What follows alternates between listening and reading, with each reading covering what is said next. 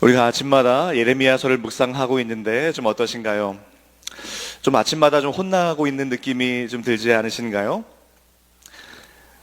어느 교도소의 수감자가 이런 이야기를 했다고 합니다.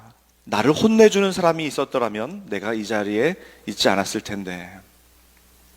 혼나는 것이 은혜입니다. 아침마다 예레미야서를 통해서 하나님이 주신 심판의 메시지, 또 우리를 바로잡는 메시지가 우리의 큰 은혜가 될 줄로 믿습니다. 혼나는 것은 소망이 있다는 것입니다. 오늘 본문은 표면적으로 보면 안식일에 대한 규례를 말하는 것처럼 보입니다. 그러나 일반적인 율법적인 안식일의 규례를 말하는 것이 아니라 그것을 넘어서서 유다의 죄악으로 인한 하나님의 심판 앞에서 하나님께서 그의 사랑하시는 그 백성들의 괴로움을 회복시키고자 하는 하나님의 사랑의 표시로 안식일의 규례를 말씀하고 계십니다. 하나님은 계속해서 예레미야를 통해서 유다 백성의 죄에 대해서 지적하시다가 갑자기 안식일에 대한 규례를 말씀하고 계십니다. 오늘 본문 앞에서 16절과 17절, 16절, 19절 사이에서는 재앙의 날이라는 그 표현이 계속 3번이나 반복되고 있습니다. 오늘 본문에서는 안식일이라는 단어가 7번 반복되고 있습니다. 자, 재앙의 날, 그리고 안식의 날. 너무나 대조가 되는 개념이죠. 하나님은 재앙의 날에 대해서 말씀하시지만, 그러나 안식일을 다시 상기시켜 주시면서 하나님의 백성으로서 마땅히 지켜야 하는 안식일을 통하여 심판과 재앙 앞에서 어떻게 하나님의 백성으로서의 정체성을 지키며 그리고 진노하시는 하나님을 향하여 어떻게 나아가야 할지를 보여주고 있는 것입니다. 먼저 하나님은 오늘 말씀에서 예레미야에게 너는 왕들이 출입하는 평민의 문과 예루살렘 모든 문에 서서 이 문으로 들어오는 모든 유다 왕들과 백성들에게 외치라라고 말씀을 하고 있습니다. 오늘날로 보자면 저 예배당 정문에 그리고 후문에 서서 예배당에 들어오는 성도님들을 향하여 외치라라는 그러한 말씀으로 볼 수도 있겠습니다. 예레미야가 그 문에서 외쳐야 했던 말씀은 무엇이었습니까? 21절에 안식일에 짐을 지고 예루살렘 문으로 들어오지 말라. 22절에 안식일에 집에서 짐을 내지 말고 어떤 일도 하지 말고 안식일을 거룩히 지키라는 그러한 말씀입니다. 안식일에 짐을 지고 예루살렘 문으로 들어오지 말라. 여기서 짐이라는 단어는 말 그대로 그야말로 짐입니다. 마사라는 단어로 그야말로 짐. 그런데 부담 또는 고난이라는 뜻도 가지고 있습니다. 안식일과 짐, 이것이 무슨 관계가 있을까요? 하나님께서는 이 예레미야를 통하여 계속 반복적으로 유다의 2가지 죄악을 지적하시는데 유다의 2가지 죄악이 무엇이었죠? 예레미야서 2장에서 하나님께서 말씀하시고 오늘 본문 앞에도 11절에서도 말씀하고 계신데 그것은 바로 생수의 근원 되신 하나님을 버린 것과 스스로 웅덩이를 파고 있는 그 2가지 죄악이었습니다. 하나님께서는 유다 백성의 생수의 근원 되셔서 모든 것을 공급해 주시는데 하나님께서 그 생수의 근원을 이 유다 백성들이 버린 것입니다. 그리고 스스로 도움을 찾고자 스스로 웅덩이를 파고 있습니다. 이러한 유다 백성들에게 안식일을 잊은 지는 너무나 오래되었습니다. 하나님을 떠났는데 하나님의 나를 지킬 리가 없고 스스로 웅덩이를 파고 있는데 안식일에 아무 일도 하지 않는다는 것이 가능하지 않습니다. 이러한 유다 백성들에게 하나님은 안식일에 짐을 지고 예루살렘 문으로 들어오지 말라라고 말씀하고 계시는 것입니다. 안식일의 의미가 무엇입니까? 이 안식일은 하나님께서 명령하신 우선은 십계명 율법이죠. 안식일은 하나님을 창조주 하나님으로 모시고 우리는 피조물로서 그 명령에 순종해야 하는 존재임을 인정하는 것이 바로 안식일의 개념입니다. 또한 안식일에 일을 하지 말아야 하는 이유가 무엇입니까? 우리가 6일 동안 열심히 일하다가 열심히 살아가다가 안식일에는 내 노력을 그치는 것입니다. 하나님, 내 인생을 내가 노력하고 내가 열심히 일하고 내가 열심히 계획하고 내가 열심히 달려가고 노력해도 하나님이 도와주시지 않으면 내 인생 안 됩니다. 라는 신앙의 고백으로 내 노력을 그치는 거예요. 그리고 하나님께 내 모든 이 길과 모든 결정을 하나님께 맡기는 겁니다. 그런데 안식일에 짐을 지고 나온다는 것은 여전히 일을 한다는 것입니다. 내가 여전히 일을 한다는 거예요. 온전히 쉬면서 하나님께 내 모든 것을 맡겨드려야 하는데, 일을 한다는 것, 이제 안식일에 짐을 진다는 것은 이 유다 백성들이 범한 그 두 가지 죄, 생수의 근원 되신 하나님을 버린 것과 스스로 웅덩이를 파는 그 죄를 계속해서 범하고 있는 그런 모습입니다. 그러니까 즉 안식일을 범한다는 것은 하나님을 버리는 것입니다. 짐을 지는 것은 내가 일을 하면서 여전히 스스로 웅덩이를 파며 내가 노력해서 내 인생을 살아가고 내 힘으로 인생을 살아간다는 것의 그 표현입니다. 하나님은 오늘날도 우리에게 짐을 지고 나오지 말라, 짐을 지고 나오지 말라라고 오늘도 우리에게 말씀하고 계십니다. 주일이 되면 아침 7시 15분에 우리 목회자들이 회의실에서 다 같이 모여서 그날 주일 예배와 또한 주일학교부터의 설교자들과 또한 예배를 섬기시는 봉사자들, 그리고 예배 나오시는 성도님들을 위해서 기도하는 시간을 주일 아침마다 갖습니다. 그러면 어떻게 기도하냐 하면, 하나님, 6일 동안 치열한 영적 전투 싸우다가 우리 성도님들 이렇게 은혜가 필요해서, 위로가 필요해서 주의 전에 나오시는데 오늘 한 명도 은혜 없이 돌아가지 않게 해주시고, 그리고 우리 목사님들, 성도님들을 만날 때마다 인사 하나에, 미소 하나에, 눈빛 하나에 목양이 되고 위로가 전달되게 해달라고 그렇게 주일 아침마다 기도합니다.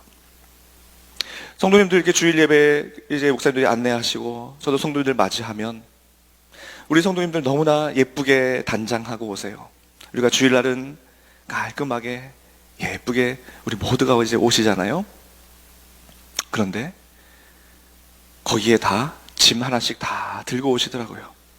다 짐 하나씩 들고 오세요. 그런데 또 예배를 드리면 예배가 또 얼마나 은혜롭습니까? 또 하나님께서 얼마나 또 큰 은혜를 주십니까? 그러면 그 지고 나온 그 짐 다 내려놓으세요. 그런데 문제는 나갈 때 그 짐을 또 들고 나가세요. 그 짐을 다시 지고 나가는 거예요. 다시 잘 내려놓았는데 그 짐들은 어떤 짐들일까요? 지금 가지고 계신 그 짐이 맞습니다. 예수님도 그 짐에 대해서 정확히 말씀하셨는데요. 누가복음 21장 34절에 너희는 스스로 조심하라. 그렇지 않으면 방탕함과 술 취함과 생활의 염려로 마음이 둔하여지고, 여기서 생활의 염려로 마음이 둔하여진다는 이 말이 바로 무거운 짐을 지고 마음을 내려누르다, 이런 뜻을 가지고 있어요. 그러니까 생활의 염려 때문에 마음에 이 무거운 짐이 있어서 그 짐이 나를 너무나 내려누르는 그런 상황을 예수님도 말씀하고 계세요. 인생의 짐이 얼마나 무겁고 큽니까? 그런데 그 무거운 짐을 어떻게 내가 짊어지고 인생길을 걸어갑니까? 그 짐을 다 짊어지고 걸어가도 또 사실은 내가 할 수 있는 것이 없어요. 예레미야 10장 23절에서도 이렇게 우리가 묵상하지 않았습니까? 여호와여, 내가 알거니와 사람의 길이 자신에게 있지 아니하니 걸음을 지도함이 걷는 자에게 있지 아니하니이다. 우리가 인생길을 걸어가는데 이 길이 나에게 있는 것이 아닙니다. 걸음을 지도하는 것이 걷는 자에게 있지 않아요. 그 길을 만드신 분, 모든 것을 알고 계신 그분께 그 길이 달려 있어요.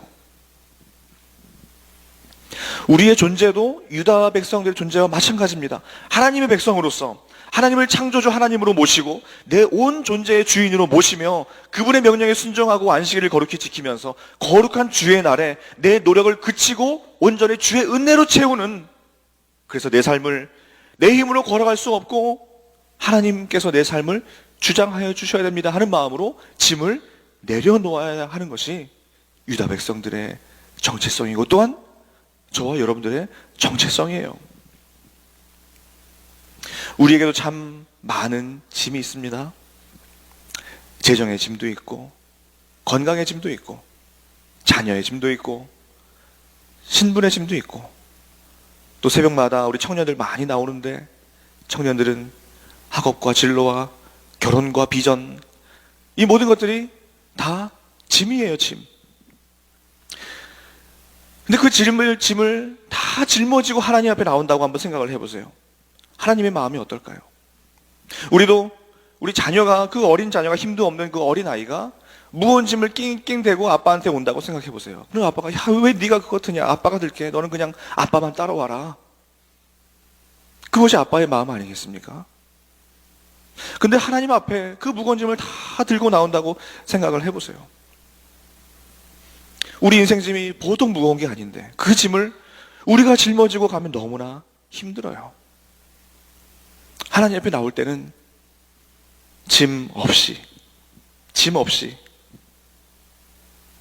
가볍게 나오시기를 바랍니다. 그런데 물론 그게 안 되는 거 당연히 알죠. 다윗이 시편 55편에서 원수로 인한 두려움이 너무나 컸어요. 다윗이 이렇게 얼마나 두려웠냐 하면, 두려움과 떨림이 내게 이르고 공포가 나를 덮었도다. 내가 만일 비둘기같이 날개가 있다면 날아가서 편히 쉬리로다.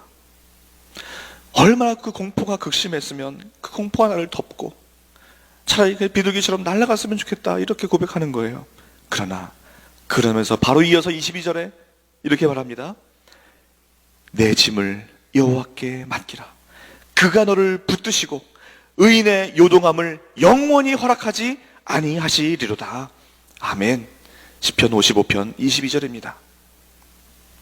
내 짐을 여호와께 맡기라. 하나님은 우리가 그 짐으로 인하여, 이 고난과 무거운 짐으로 인하여 요동하는 것을 하나님 허락하지 않으세요.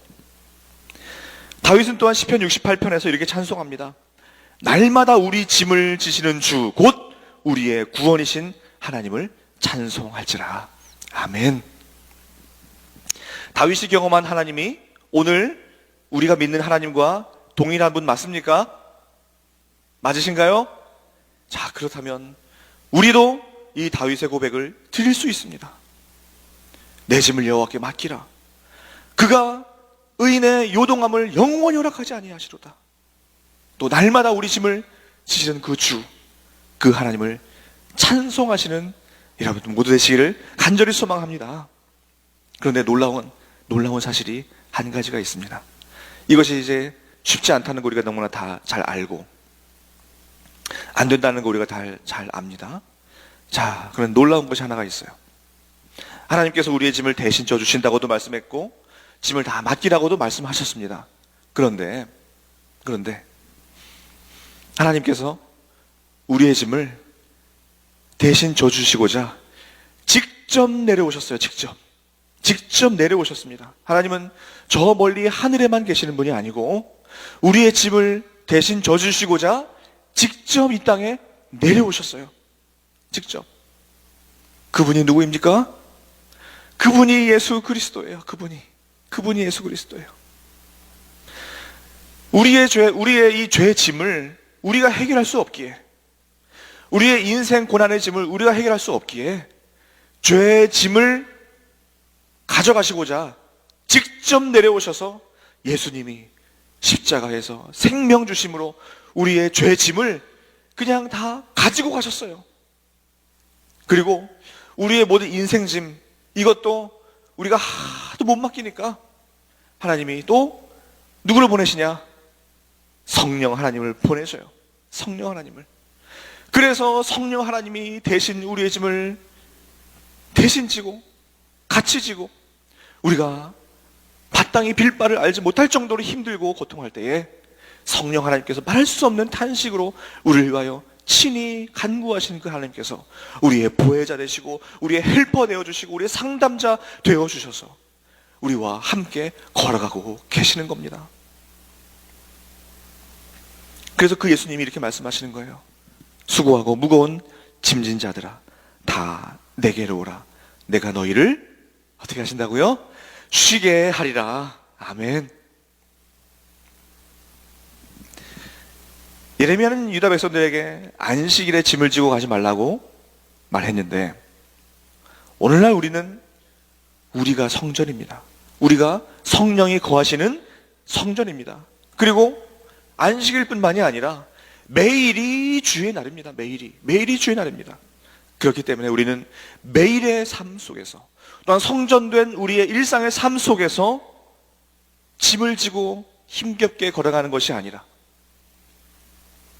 예수님 손 붙잡고 성령님과 함께 가벼운 걸음 걸어가시기를 소망합니다.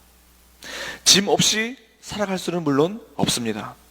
그런데 우리가 만약에 마트에 갔을 때 무거운 이제 뭐 쌀을 산다든지 큰 휴지를 산다든지 그렇게 살려고 이제 마트에 들어간다고 생각을 한번 해보세요. 그러면 입구에서 뭘 끌고 들어갑니까? 카트 끌고 들어가죠. 카트. 쌀 사는데 그냥 카트 없이 들고 들어가시는 분 안 계시죠? 들고 들어가는 거예요. 끌고 들어가는 거예요. 그리고 무거운 거 사서 카트에 그냥 올려놓는 거예요. 그거 어떻게 무거운 이 쌀가마니 들고 어떻게 또 장을 봅니까? 이것도 어떻게 또 주차장까지 옵니까? 그냥 카트에 실어버리는 거예요. 그리고 이것도 힘들다. 그러면 딜리버리 시키는 거예요. 딜리버리. 우리 집까지 딜리버리 시키는 거예요. 하나님께서 우리 예수님을 우리에 보내시고 카트도 보내셨어요. 또 딜리버리도 할 수 있다는 그런 프리 쿠폰도 다 주셨어요. 근데 우리가 이 사용을 못하는 거예요. 사용을 못해요. 실제로 짐을 맡기다라는 이 단어의 원어의 뜻은 cast away, 던져버리다, 굴려보내다라는 뜻이에요. 내 짐을 여호와께 맡기라. 이 말은 짐을 굴려보내라. 카트에 잘 싣고 굴려보내는 거예요. 내 무거운 짐을 어떻게 내가 듭니까? 굴려보내는 거예요. 그러면 하나님께서 해결하시고 하나님께서 딜리버리해 주십니다. 지난 월요일에 이 버지니아에 그 썬더스톰이 굉장히 심한 썬더스톰이 왔었죠. 한 몇 년 만에 이렇게 밤중에 온 것 같은데 토네이도 와치가 떴길래 야 토네이도가 이 지역에도 오나? 저는 그렇게 생각을 했어요. 근데 굉장히 엄청난 썬더스톰이 밤에 휘몰아쳐서 그때 걱정 많이 하셨죠. 근데 걱정하지 않는 그런 부류가 있습니다. 뭐냐면 이제 저를 포함한 렌트 사시는 분들입니다. 렌트 사시는 분들. 이 렌트 사시는 분들은 밤에 토네이도가 이 썬더스톰이 오는데 지붕이 날아가든지 나무가 우리 집으로 떨어지든지 관계가 없어요. 이 집이 내게 아니니까요. 집이 내게 아니에요. 뭐 지붕이 날아가도 관계가 없어요. 다음날 집주인한테 전화만 하면 돼요. 지붕 날아갔다고 전화만 하면 돼요. 그러면 집주인이 다 고쳐주러 이제 오잖아요. 근데 만약에 이 집이 내 집이다.